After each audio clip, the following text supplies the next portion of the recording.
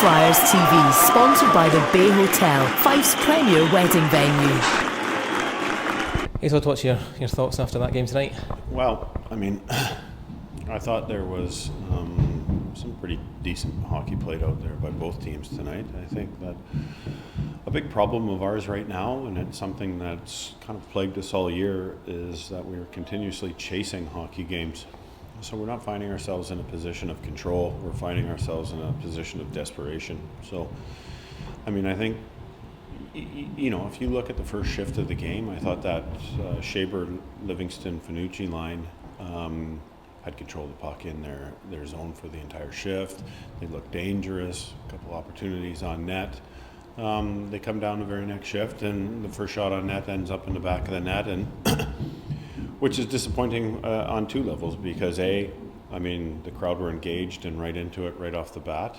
And then there was just a dagger that silenced the crowd, and you know, went 2-0 down, and then it was quiet, and we had to not only fight our ways back into the hockey game, but get the fans back into it as well. We come back, we battle back, we make it 2-1. Place erupts, and we're rolling again. We allow them to come and counter by, you know, a couple foolish mistakes in our D zone. And then the rest of the game, I thought we had, you know, some considerable chances. We were playing well, but that's just evident that something I've been saying all year. We are playing well. We're just not doing enough to get over the finish line right now. And once you go to overtime or a shootout, as I've always said, anything can happen in these situations. And you know, we just couldn't find a way to write the script tonight, because that would have been a nice game to win. I thought we played some good hockey, but it's crucial that we're not continuously chasing hockey games. It's disappointing for you that some of the kind of similar mistakes are cropping up in some games now as well. Well, I mean, I think that the league is so tight that generally goals are off of mistakes. Okay, so I point out ours. I'm very critical of ours, and I'm very praising of our offense when they score, but it's generally off the other team's missed assignment. So, you know, somewhere down the line, and we'll get a look at the goals tonight, they made 3 errors, and we capitalized on it. And, you know, it's the same thing. It's I think we finally understood there in the second period that it's about getting pucks on net. It's not always about the fancy play. So we were putting it in our D hands, and they were getting it through to the net, and we had people in front of the net, and you know, their goaltender couldn't see the puck. He didn't really see the first 2 pucks, and that's how you score. It's not always a highlight reel goal. So, but you know, and then all of a sudden we have some guys whose offense is not producing at a level that you know, they're obviously individually not happy with, and we would certainly historically want more out of them.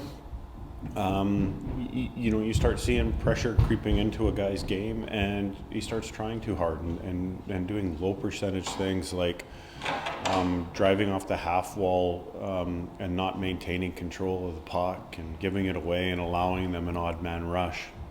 Guys darting towards the puck in situations where they know they're not supposed to, but some reason their instinct is telling them to. So, you know, it's important that you take note that I'll always be very critical of our mistakes, but every team's making mistakes out there. That's the game. That's the sport. Just looking, I mean, I seen, speaking to James Livingston last week, he felt like he had a bit of a monkey off his back getting the goal last week, and again he scored a great goal tonight. Do you think he's a player that has grown a bit in confidence the last few weeks? I don't think anybody questions James's leadership. He plays by example. He goes out there. We know what we get off him every game. He hasn't been producing the offense that he wants, but he does a lot of the right things, and he plays the game the right way, and he plays hard. He's not flashy by any means, but he's certainly more than capable of being a highly productive offensive guy for us, given the opportunities in those situations. You know, he's also feeling the pressure as well. He's leading this proud club who, you know, by many accounts, we are underperforming on certainly the league table. Nobody in our dressing room is satisfied with the current position we find ourselves in. I think after tonight's results, we're in a three-way tie with Guildford, Nottingham, and ourselves. So it's important that wins start getting streaked together here over the upcoming months, because we just find ourselves mired in close games all the time, but not doing enough to get over the finish line. Just looking outside of tonight's game, the scene kind of out of the blue, Chad Smith left the club. Can you shed a little bit of light on that situation? I've had a lot of communication with Chad. He's got a lot of history with the club too. He was dissatisfied with the amount of ice, and I don't blame him. I wouldn't be satisfied with it either. I mean, I think that I was pretty clear with him the reasons why this was happening in the tight games we found ourselves in. And you know what? I don't blame a young player for wanting to be in the lineup, and it's a tough situation. Jordan Boysa is probably playing significantly better than him when they're head-to-head in practice, and that's a decision that's made. And you know what? We honestly we didn't want to cut ties with anybody that leaves. I think he's been very vocal about his departure, but we can't thank him enough for his time with us, and wish him all the best in what he chooses to do.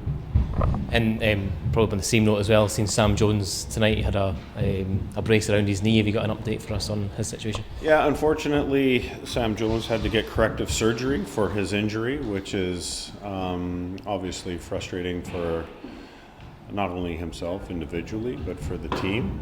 I think that it's important that he stays immersed around the team and he doesn't isolate himself. And we've talked to this extensively with him. It'll be a while before his physio starts and stuff. We'll be looking at a slow return to ice, just probably somewhere in the new year.